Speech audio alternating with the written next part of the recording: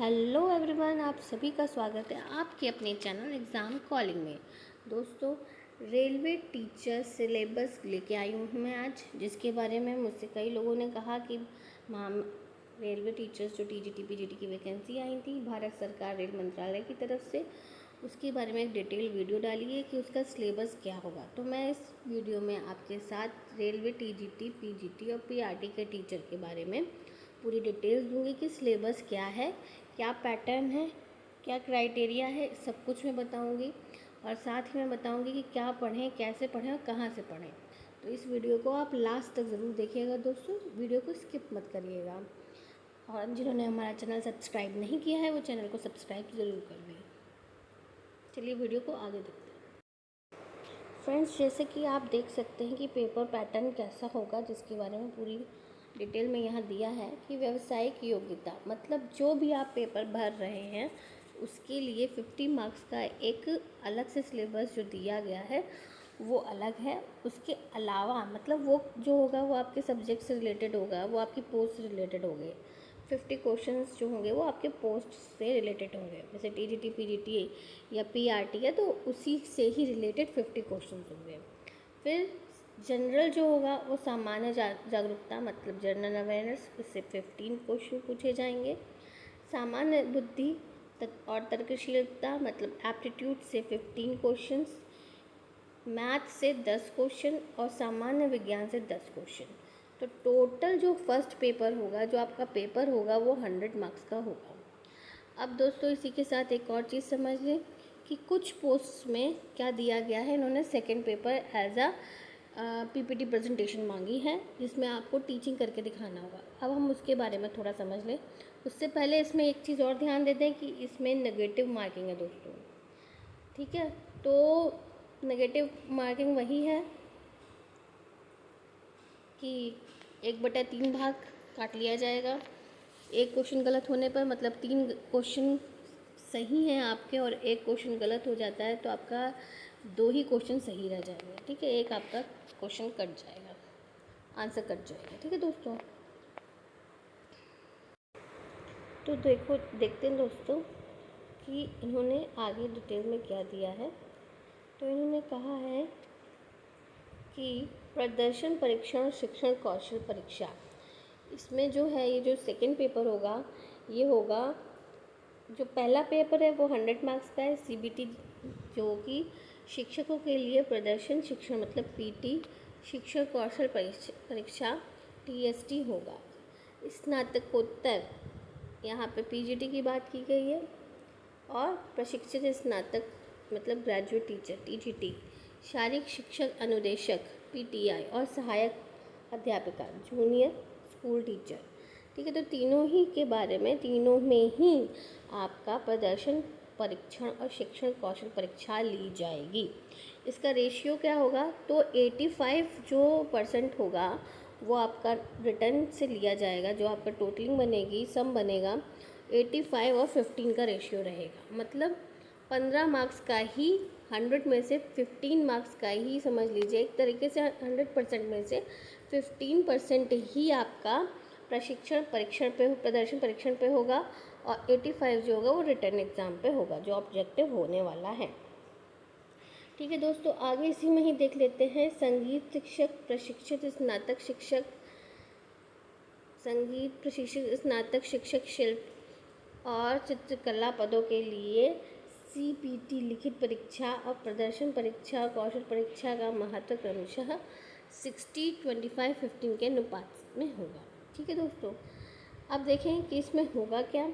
तो शिक्षण कौशल परीक्षा, शिक्षण की क्षमता इसमें देखी जाएगी, आपकी टीचिंग एबिलिटी, शिक्षण पद्धति मेथड, सामग्री विशेषज्ञता मतलब आप क्या टूल्स इस्तेमाल करेंगे उस पर, सामग्री की उपयुक्तता, क्षेत्र में हाल में ही हुए विकास का समावेश, संवाद कौशल, प्रस्तुति कौशल, कक्षा प्रबंध कौशल, विषय वस्तु की समझ, समस्या सुलझाने की क्षमता, निर्णय लेना, रचनात्मकता, नेतृत्व और प्रेरणा की गुणवत्ता के आधार पर किया जाएगा, ठीक है दोस्तों।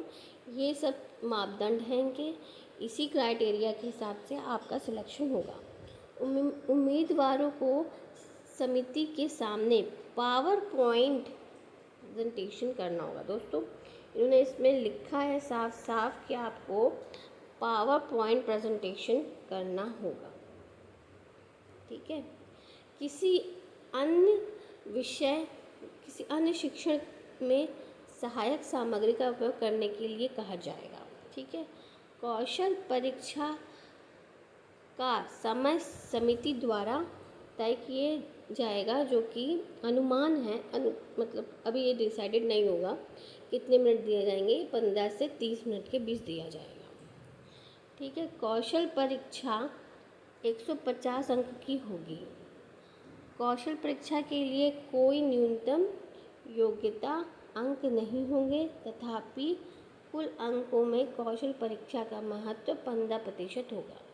कौशल परीक्षा की वीडियोग्राफी की जाने की संभावना है। अब दोस्तों एक चीज़ समझ लीजिए, आपको टॉपिक ऑन द स्पॉट दिया जाएगा कि आपको इस टॉपिक पे पावर पॉइंट प्रेजेंटेशन बनानी है, या आपको जो भी वो मेथड यूज़ करने को कहते हैं उस मेथड के हिसाब से आपको तुरंत ही अपनी टीचिंग करनी होगी या पावर पॉइंट प्रेजेंटेशन देना होगा, जैसा वहाँ पे उन्होंने तय किया होगा। इस बारे में उन्होंने पूरा डिटेल से बता दिया। अब दोस्तों देख लीजिए, जो चित्रकला में है संगीत शिक्षा। सो दोस्तों प्रदर्शन परीक्षण में अब देख लेते हैं। तो प्रदर्शन परीक्षण में संगीत शिक्षक प्रशिक्षित स्नातक शिक्षक संगीत को गायन के कौशल, विभिन्न वाद्य संगीत बजाने, प्रस्तुति कौशल, समन्वय, अभिव्यक्ति, ऊर्जा स्तर, ताल, कला रूपों के साथ प्रयोग, कल्पना तथा नवीनता तथा कलात्मक स्वभाव के आधार पर चुना जाएगा, ठीक है दोस्तों। तो ये उसमें क्वालिटीज़ देखी जाएंगी। इसी तरह प्रशिक्षित स्नातक शिक्षक शिल्प तथा प्रशिक्षित स्नातक शिक्षक चित्रकला को कला के रूप, चित्रकारी, शिल्प, रेखा चित्र, नवीन और रचनात्मक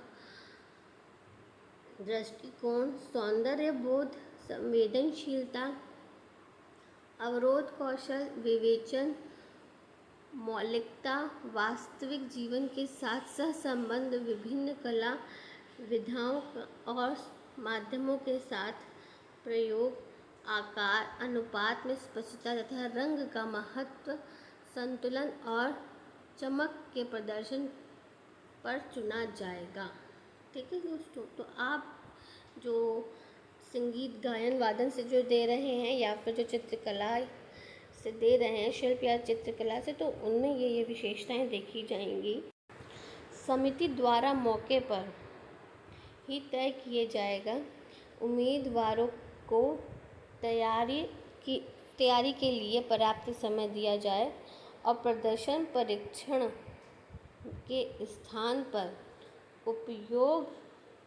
उपकरणों की उपलब्धता के अनुसार किसी भी शिक्षण में सहायक सामग्री का उपयोग करने के लिए कहा जाएगा।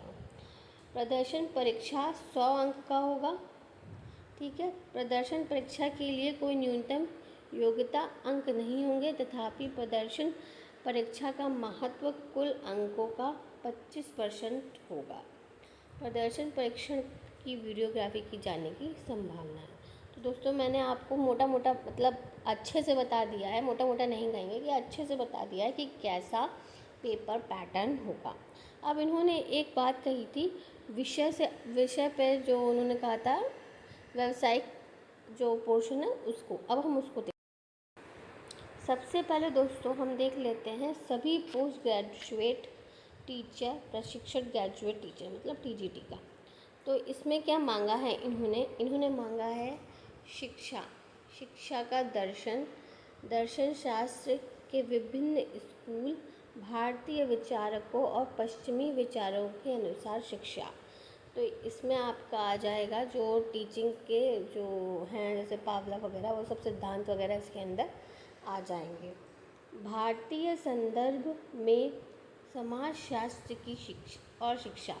तो शिक्षा में समाजशास्त्रीय आधार, भौतिक समाज की आकांक्षा, घर की भूमिका और कार्य, स्कूल, समुदाय, धर्म, मीडिया और अन्य समसामयिक के प्रतिनिधि के रूप में शिक्षा, एक सामाजिक परिवर्तन के प्रतिनिधि के रूप में शिक्षा, एक सामाजिक समायोजन और सामाजिक आर्थिक विकास के प्रतिनिधित्व के रूप में। इसी में ही थर्ड क्वेश्चन है, वो है शिक्षा, सांस्कृतिक और मानव मूल्य, मूल्यों का अर्थ और वर्गीकरण, नैतिकता और नैतिक मूल्यों की प्रकृति, मूल्य उन्मूल शिक्षा, मूल संकट और मूल संकट के समाधान में शिक्षा की भूमिका, संस्कृति और का अर्थ और विशेषताएं और शिक्षा के साथ उसका संबंध, भारतीय संस्कृति, विरासत और शिक्षा, सांस्कृतिक बहुलवाद, सांस्कृतिक अंतराल, सांस्कृतिक संघर्ष, दुविधा और सहिष्णुता, लोकतंत्र और शिक्षा, समानता, स्वतंत्रता, लोकतंत्र, अधिकार एवं अनुशासन की अवधारणा, बाल अधिकारों के संबंध में मानव अधिकार, शिक्षा। तो दोस्तों ये जो इतना पोर्शन, शिक्षा की एकीकरण, शिक्षा और शैक्षिक संस्थानों की भूमिका, तो ये जो इतना पोर्शन है यह आपको टीचिंग, जो आपने अगर बीएड किया होगा तो उसमें जो एजुकेशन की बुक थी, तो टीचिंग मेथडोलॉजी से रिलेटेड जो भी हैं वो उसी से ही ये क्वेश्चंस पूछे जाएंगे। आगे है शिक्षार्थी और शिक्षक का मनोविज्ञान। तो इसमें जो मनोविज्ञान की शिक्षा शास्त्र की बुक थी आप लोग के बीएड में, उसके अंदर से क्वेश्चन पूछे जाएंगे। जैसे शैक्षिक मनोविज्ञान का अर्थ, कार्यक्षेत्र और महत्व, शिक्षा और मनोविज्ञान का संबंध, वृद्धि और विकास की प्रक्रिया, बुद्धि, उसके सिद्धताएं और माप, सीखना और प्रेरणा, मनोविज्ञान और असाधारण बच्चों की शिक्षा, रचनात्मक उपहार, पिछड़े, सीखने की अक्षमता और मानसिक रूप से मंद बच्चों का, और मूल्यांकन। ये इतना पोर्शन जो है इससे 13 से 18 क्वेश्चन पूछे जा सकते हैं, इतने से होंगे। तो ये जो 13 से 18 क्वेश्चन का जो पोर्शन है काफ़ी ज़्यादा है, और ये 22 से 28 क्वेश्चन जो है वो फर्स्ट पोर्शन से पूछे जाएंगे। तो इन दोनों का पोर्शन काफ़ी ज़्यादा है, तो आप उसको थोड़ा अच्छे से ध्यान दीजिएगा। फिर पाठ्यक्रम और निदान, एक चीज़ और याद रखिएगा, नेगेटिव मार्किंग है तो जिसमें आप कॉन्फिडेंट हो उसी पे ही टिक करिएगा। ये ज़रूरी नहीं है कि ज़्यादा से ज़्यादा क्वेश्चंस करें तो हमारा हो जाएगा, ऐसा नहीं है। अगर आपने ज़्यादा से ज़्यादा क्वेश्चन किए और उनमें से ज़्यादा क्वेश्चन गलत हो गए तो आपका तो फिर वैसे बैकआउट हो जाएगा। उससे अच्छा है कि आप जिसमें आप पूरी तरह से सॉलिड आपको पता हो कि हाँ इसका आंसर ये हो सकता है, इसको हम चांस ले सकते हैं, बस उसी पे ही करना है टिक। नेक्स्ट है पाठ्यक्रम और निर्देश। पाठ्यक्रम विकास, लेन देन, निर्देशात्मक तरीके, शिक्षण नियंत्रण निर्देशक मतलब TCI, शिक्षण नियंत्रण निर्देश LCI, समूह नियंत्रण निर्देश GCI, कौशल एवं क्षमता निर्देश, वितरण के साधन। ठीक है, टोटल जो पोर्शन हो गया दोस्तों ये हो गया 50 क्वेश्चंस का। और इसके बारे में अगर पढ़ना है तो आपको जो बीएड की आपने बुक्स पढ़ी थी उनसे ही आएगा, समझ लीजिए। आप इतना समझ लीजिए, आपकी जो बीएड की बुक्स थी वो आपके काम आने वाली है दोबारा। अब देख लेते हैं दोस्तों प्राथमिक शिक्षक। प्राथमिक शिक्षक रेलवे जो है उसमें क्या क्या सिलेबस होगा। तो सीखने वाले की को समझना, इससे रिलेटेड 18 से 20 क्वेश्चन होंगे। इसमें विकास की अवधारणाएं, परिपक्वता और विकास, विकास के सिद्धांत, वाद विवाद, विकास कार्य और चुनौतियाँ, विकास के क्षेत्र, शारीरिक, संज्ञानात्मक, सामाजिक, भावनात्मक, नैतिक आदि, विकास में विचलन और उसमें निहितार्थ, किशोरावस्था को समझना, आवश्यकता, चुनौतियाँ और संस्थागत समर्थन डिज़ाइन करने की निहितार्थ, प्राथमिक और माध्यमिक सामाजिकरण एजेंसियों की भूमिका, होम स्कूल की निरंतरता सुनिश्चित करना। ठीक है दोस्तों, ये जो पोर्शन है वो अगर आपने BTC या DLED किया है उन्हीं बुक से आएगा। जो होता है ना टीचिंग का टीचिंग का पोर्शन, टीचिंग्स की जो बुक्स होती हैं टीचिंग स्किल्स के ऊपर, उन्हीं बुक से ये आएगा। ठीक है दोस्तों, अब आगे देखते हैं। अब इसका बी पोर्शन देख लेते हैं दोस्तों। तो इसमें आएंगे 18 से 20 क्वेश्चन। सीखना और सीखने को समझना, सैद्धांतिक परिचय में सीखने के लिए व्यवहारवाद, संज्ञानात्मकतावाद, रचनात्मकवाद में निम्न के लिए विशेष संदर्भों के साथ उनका निहितार्थ। और आगे है शिक्षक की भूमिका, शिक्षार्थी की भूमिका, शिक्षक और विद्यार्थी के संबंध की प्रकृति, शिक्षण विधियों का चयन, कक्षा का वातावरण, अनुशासन, शासन इत्यादि की समझ, सीखने को प्रभावित करने वाले कारक, उसके लिए निहितार्थ, कक्षा के लिए निर्देशों का तैयार करना, विद्यार्थियों की गतिविधियों की योजना बनाना, विद्यालय स्कूल में सीखने की स्थान बनाना, सीखने सिखाने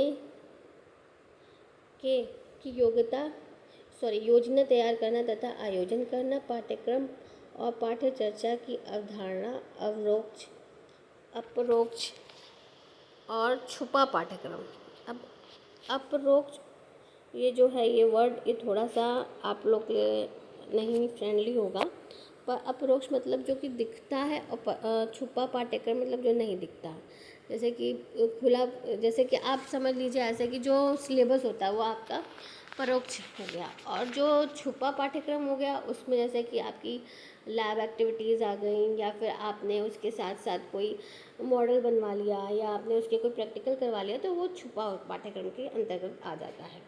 फिर उसके बाद आता है दोस्तों मूलभूत साक्षरता और संख्यानात्मक बचपन में प्रारंभिक देखभाल और शिक्षा, योग्यता आधारित शिक्षा, अनुभवात्मक शिक्षा आदि, अनुदेशात्मक योजनाएं, वार्षिक योजना, इकाई योजनाएं, पाठ की योजनाएं, अनुदेशात्मक सामग्री और साधन, सीखने के लिए सूचना एवं संचार प्रौद्योगिकी, सीखने के लिए सीख का मूल्यांकन, अर्थ, उद्देश्य और प्रत्येक की योजना बनाते समय ध्यान रखने योग्य बातें। ठीक है, सीखने सिखाने की प्रक्रिया को बढ़ावा, कक्षा का अवलोकन और प्रतिक्रिया, रचनावादी शिक्षण के साधन के रूप में कुछ विचार और संवाद।